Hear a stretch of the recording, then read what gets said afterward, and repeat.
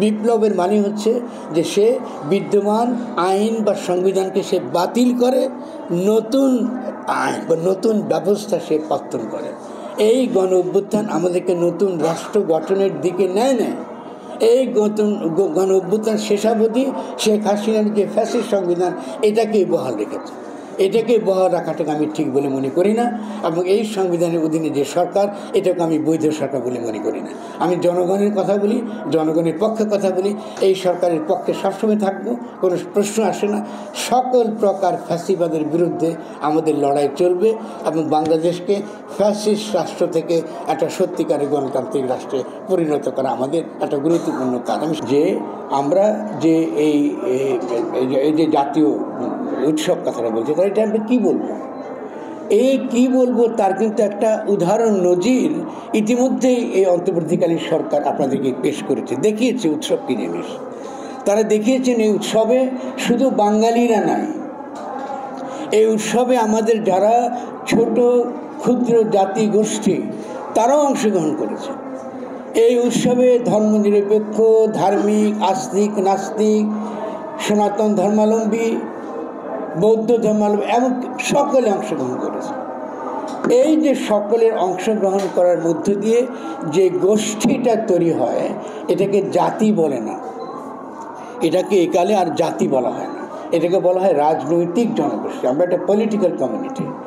এই political community কিন্তু ঐতিহাসিকভাবে 5ই অগাস্টে বিশ্ব ইতিহাসে প্রবেশ করেছে। এই অর্থটা বুঝতে হবে আপনাদেরকে। এটা নতুন বাংলাদেশ এবং এই বিশ্ব ইতিহাস এসে প্রবেশ করেছে বলবার জন্যে আমি কিন্তু বাংলাদেশ, আমার এই বাংলাদেশের সকলেই আছে, কাউকে বাদ দিয়ে কিন্তু বাংলাদেশ হবে না। এবং সকলকে যখনই নিয়ে আমি যখন আমার রাষ্ট্রকে কল্পনা করি এটাকে বলা হয় রাজনৈতিক জনগোষ্ঠী। এই রাজনৈতিক জনগোষ্ঠীর কাজ হচ্ছে বিশ্ব রাষ্ট্রসভা। এই জন্য হুমায়ুন কবির থাকলে আমি বুঝাতাম, উনি দীর্ঘকাল তারা ছিলেন, তারা তো যে কথা বলে গেলেন তিনি তো সেটা তো হাজির করতে পারেন নাই তারা আন্তর্জাতিকভাবে, এই দায়িত্ব তো ছিল তাদের দীর্ঘকাল। তাহলে এই যে রূপটা বাংলার যে নতুন যে রূপ, এই নতুন রূপটা হাজির করাটা আমাদের প্রধান কাজ। তাহলে এটা হচ্ছে আমাদের 2 নম্বর। খুব আমি পয়েন্ট বাই পয়েন্ট কথা বলছি।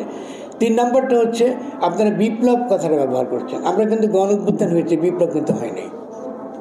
ফলে এখনকার যে লড়াই হবে, সাংস্কৃতিক লড়াই, এটা হবে যেটা অপূর্ণ, যেটা আমরা করতে পারিনি এটাকে সম্পূর্ণ করার লড়াই। ফলে সাংস্কৃতিক যে লড়াই সংগ্রামটা তার মধ্যে থাকবে আগামী দিনে আমরা কি করে বৃহত্তর লড়াইয়ের জন্য আমরা তৈরি হবে। সাংস্কৃতিক আন্দোলন সেই বৃহত্তর লড়াইয়ের জন্য আমাদেরকে তৈরি হতে হবে।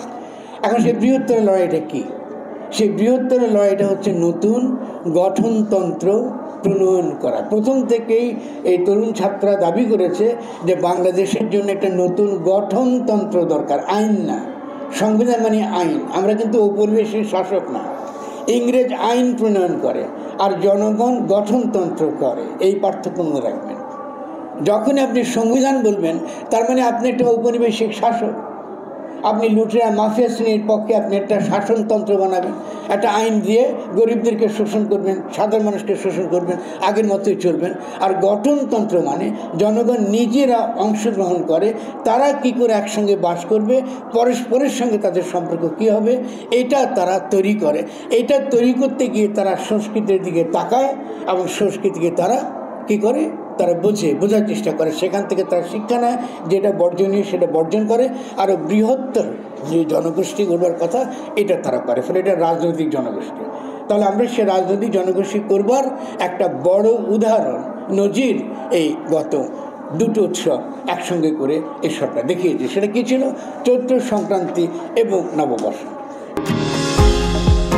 নিউ ইয়র্ক থেকে সম্প্রচারিত TVN 24 টেলিভিশন বিশ্বজুড়ে বাঙালির কণ্ঠস্বর।